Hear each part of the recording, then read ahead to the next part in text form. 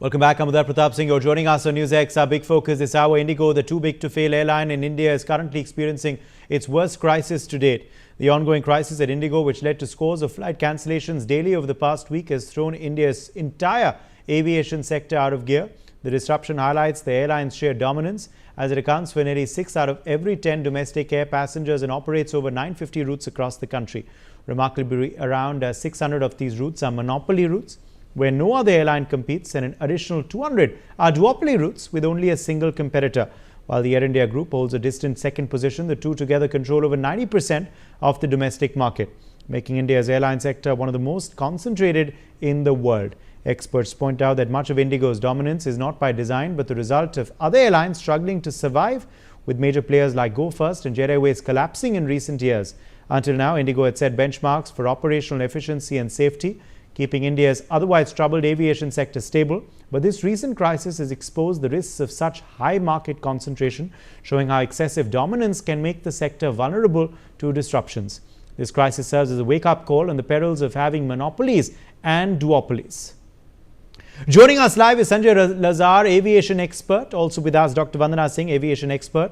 Dr. Jaideep Bhattacharya, President CDPR, is joining us live in the broadcast. Vitali Nikore, economist, is also with us live this hour. Let me make a start with you first, Sanjay. This entire IndiGo crisis has shown us on what not to do and of course has shown us the fragile state of our aviation ecosystem currently with a duopoly and in fact in a way a monopoly of one carrier over all the others. What are the biggest lessons to be learned from this entire fiasco if we want to avoid a mess like this ever again in the future, Sanjay? Thank you for having me on your channel. First of all, I think cleaning house, restructuring our aviation sector is very important. The first thing it has taught us is that what we saw in Jet Airways 15, 18 years ago, unparalleled control over the government systems in the Ministry of Civil Aviation and the Director General of Civil Aviation, where people got additional favors. You need to clean house. That same thing has transpired with IndiGo. Today, you've got an airline that's not being monitored, that approved a summer schedule, then a winter schedule. They blocked other airlines from getting slots. A lot of all this muck will stop now, because now I've just got an order where I've seen eight inspectors will be placed in the IndiGo office and will monitor everything, pilot inspectors. So they are now coming under the scrutiny. The joyride of the past few years is over. I think we can now safe to say, it's not only IndiGo's funds and access to capital and, operational dynamics that made it grow. It's also perverting a system. We've seen this over the last 30 years in Indian aviation. And now hopefully that will stop. It teaches us that, even at 50%, any one carrier could destroy our economy. Forget the aviation. It could stall economic activity. And that's what we need to take a leaf out of, the US when they broke up AT and Baby Bell and AT&T and all of them. Perhaps at some point, the government will look at this, not right now, because they've just taken away 10% from IndiGo and given it to Spice and Air India and Akasa. But I'm not sure how much more capacity these airlines can absorb, given the less aircraft and given their fleets, etc., their pilot strength and stuff. But I think going forward, you're going to see huge structural reform. The Prime Minister is now apprised very deeply of this, and he's taken a personal interest. I think it's no longer just a civil aviation minister and his ministry. It's gone way beyond that. It's gone way beyond the pale. And I think you'll see maybe another carrier coming in or another 2 carriers. Hopefully, let's keep our fingers crossed. But I, for one, am waiting for the cleanup. Dr. Vandana Singh, let me draw you in here. It is something that is easier said than done, but surely earnest efforts are needed, and they are needed pronto to ensure that this monopoly system in our aviation industry ends. How do we ensure that? What are the preliminary steps, that is short-term steps needed, and what are the long-term measures needed as well? Good evening, Uday, and good evening to the fellow panelists over here and to NewsX viewers. Firstly, I would like to say that let's not just look at the slate or cleaning up the slate. Of course, the slate has to be cleaned, but let's begin with what we have. what do we have right now there? We have IndiGo, which is under scrutiny, rightfully so. We have Air India, both of them taking away 90%. We have SpiceJet, we have Akasa, and we have little bit of a few other names that we know of, Shankar and Air Kerala and all of that.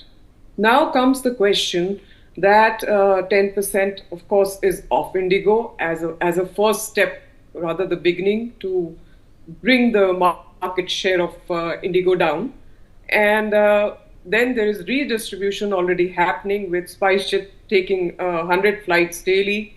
Air India already coming up to say we'll take about 75 to 80 flights daily. Akasa coming in to say, okay, give us a certain percentage.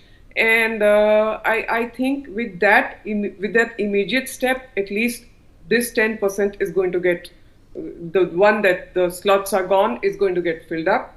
Then comes the fact that a decade ago or so, things have changed if you compare it, Uday, because a lot of infrastructure boom has come up, the economy has pushed up, jobs have been created.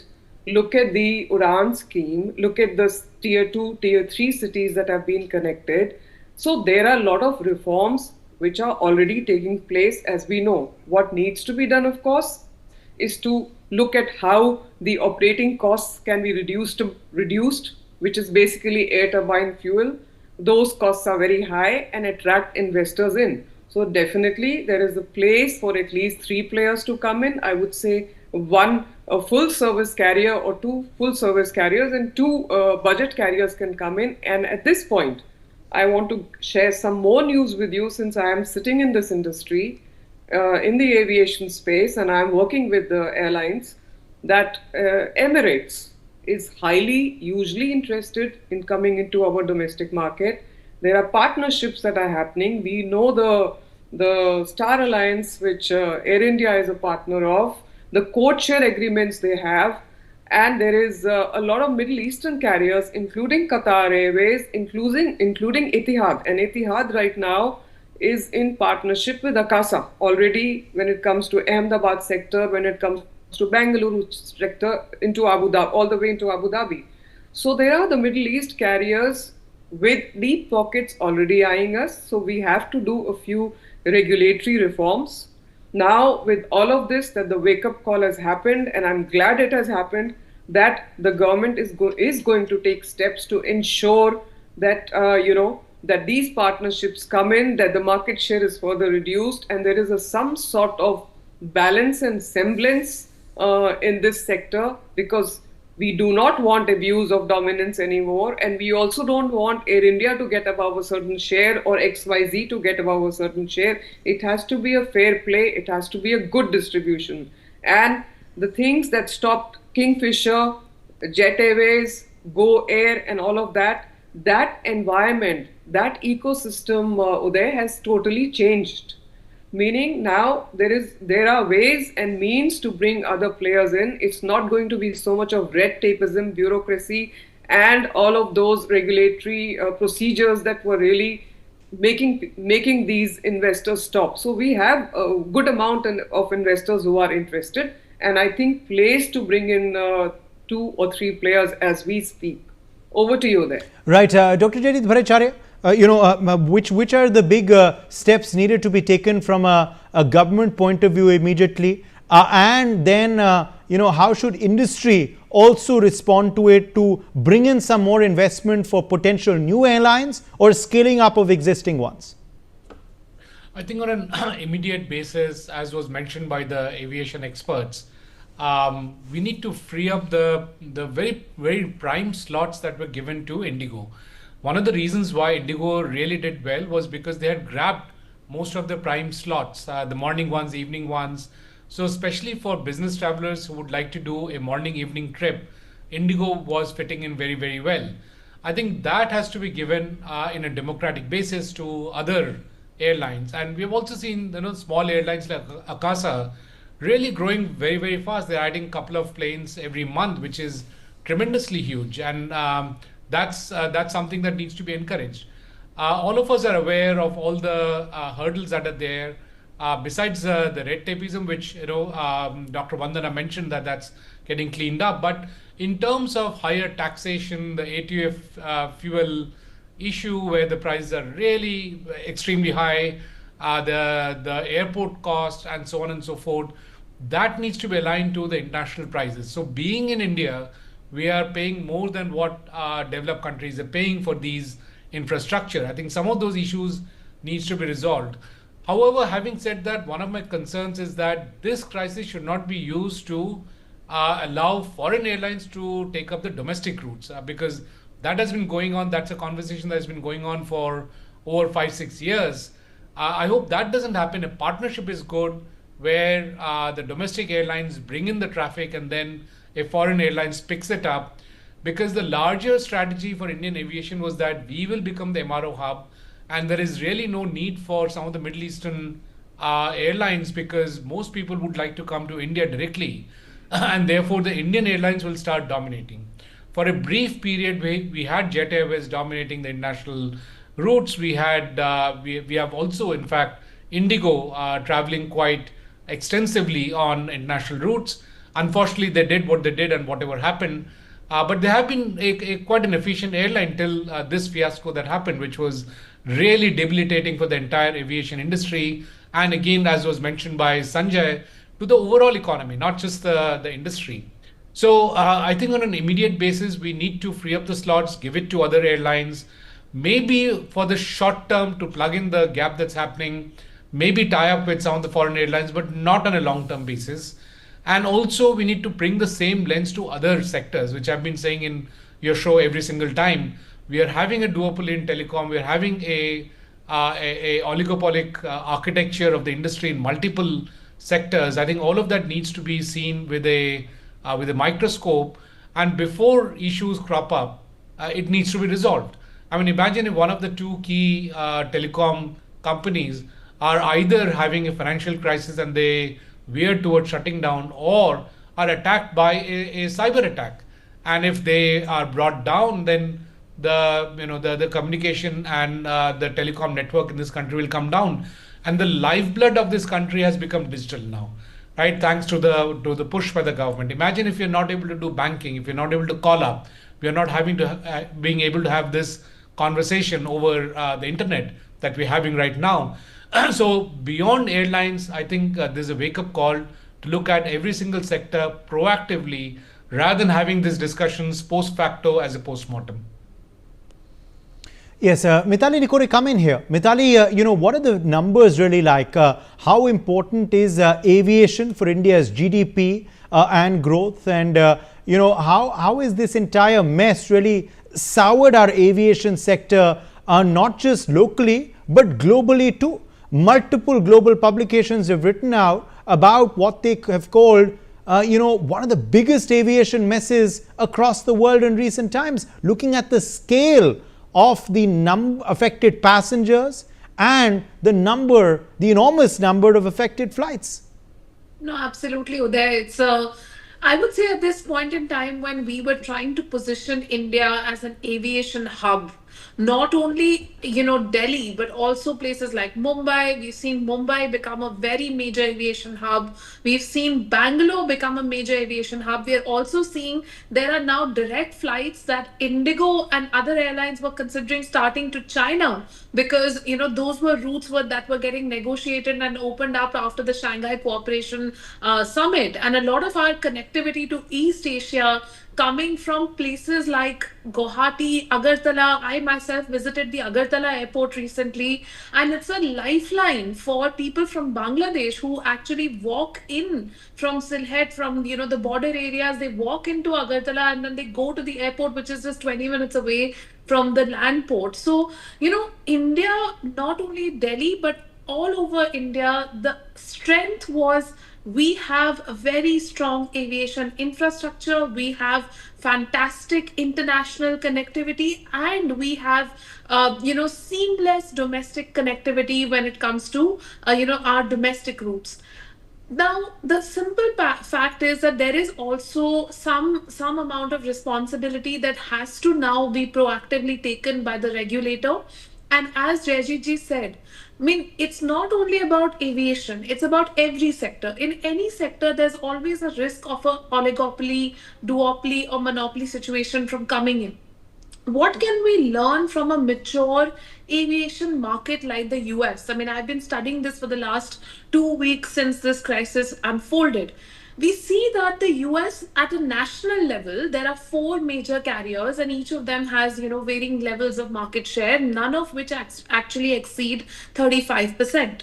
The second is that the US has 80 scheduled carriers that are approved, and the government over the years has been supporting smaller carriers with technology upgradation funds, with funds for bringing in traffic on lower intensity routes, with giving some amount of subsidies, understanding that some routes are not very profitable, simply because they want the aviation industry to thrive. So somewhere I think with the Udan scheme we tried to do something like that, which has worked very well, because we have increased the number of airports from 63 to 124 today.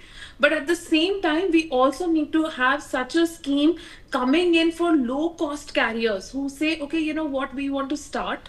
Can you give us a smaller subsidy per person for the number of people we're carrying on a low profitability route for a short term, like with a sunset clause, maybe for 2 years or 3 years?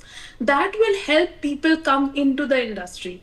The third point is with respect to the economic impact. Now, today we may see that that economic impact is in the order of maybe 8 to 10,000 crores, as was actually estimated by NewsX just yesterday, where we are talking about direct costs, like for example the refunds that the airlines have had to give back, the kind of but then there is also the indirect cost, the fact that I was not able to do a meeting and my business deal didn't materialize. It's very hard to quantify that economic impact, but it has occurred.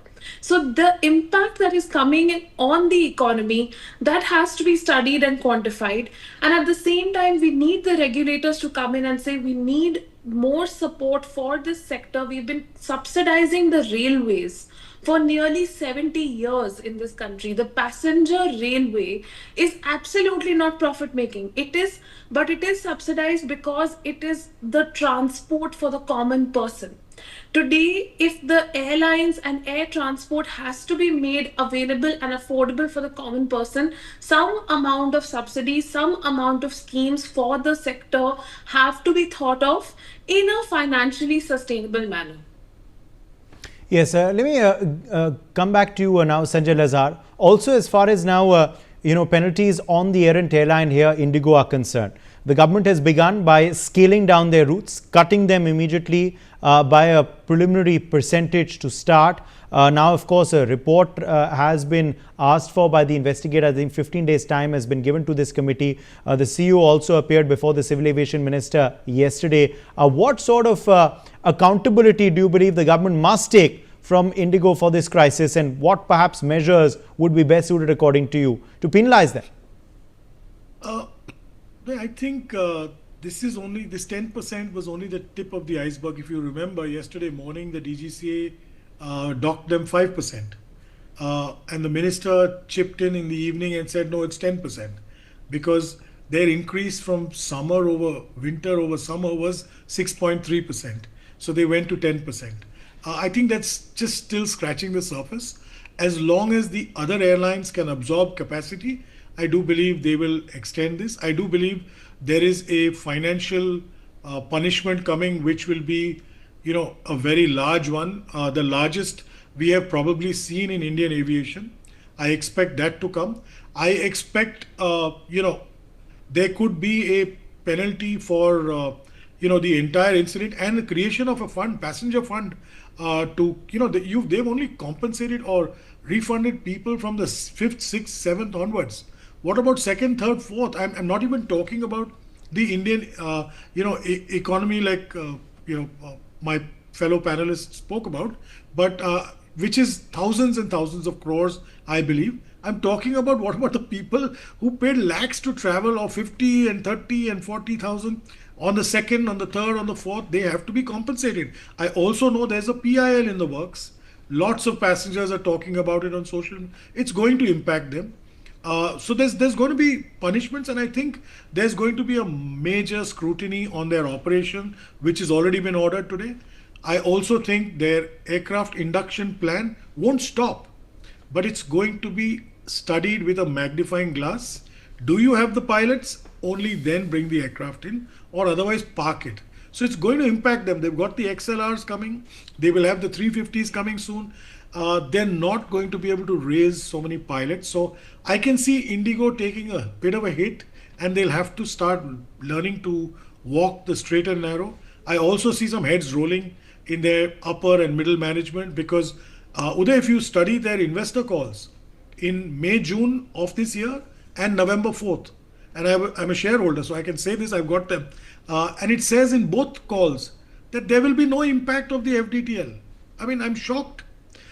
They've told their investors, SEBI and the stock exchanges, plus their board, that there will be no additional impact with the FDTL change, which is stunning because they're going to have to recruit, by their own admission, 160 pilots in the next 3 months. But going forward, they're talking of 900 pilots in 12 months, 450 commanders and 450 first. That's a massive impact. So I can't see this happening. It's going to tie their hands, rightly so. And I think it's time that we started trying to level the scales a bit. I also see the cost of increased pilots for them because they'll have to bring pilots from overseas. We can't produce so many commanders overnight in India. And they're not going to be able to steal all of them or poach all of them from the other airlines. So it's going to be tough times, but I hope they clean up their act and bounce back. Indian aviation is very essential for our economy as much as our railways was 10, 20, 30, 40 years ago. Today people have moved to aviation, as Dr. Jaideep also said. And we need to be concerned about foreign aviators or foreign airline companies coming in full FDI. 49% is okay. It's already permissible. But we don't want cabotage. We don't want sixth freedom, seventh freedom. We don't want all those things within our country. There are enough people to tie up with these foreigners to start more airlines. Like Dr. Vandana rightfully said, today 55% of the ticket goes to taxes, goes to ATF, goes to, and different states have different rates, goes to PSF, goes to CUTE, goes to all sorts of things, and it doesn't come to the airline. We need to streamline that. We need to make it more palatable to an investor. Dr. Vandana Singh? Okay. Sanjay, got your point. Let me get in, Dr. Vandana Singh, on what measures now are needed to penalize Indigo Airlines as well at this juncture. Do you believe it's only a preliminary step to curtail their routes by about 5 to 10%? Do you believe this is the start of possibly further measures that will be taken, and should they be taken? Of course, we cannot let someone off the hook for stranding almost the entire country in the manner that we've seen. Yes, Uday, we already spoke about it. It's a proper criminal breach of trust. And this, as my fellow colleagues have said, panelists have said, this is just the tip of the iceberg. It starts with this. Yesterday, it started with 5% in the morning, add another 5% to it. Slots cut by 220, 230 flights a day. Other airlines have taken that space.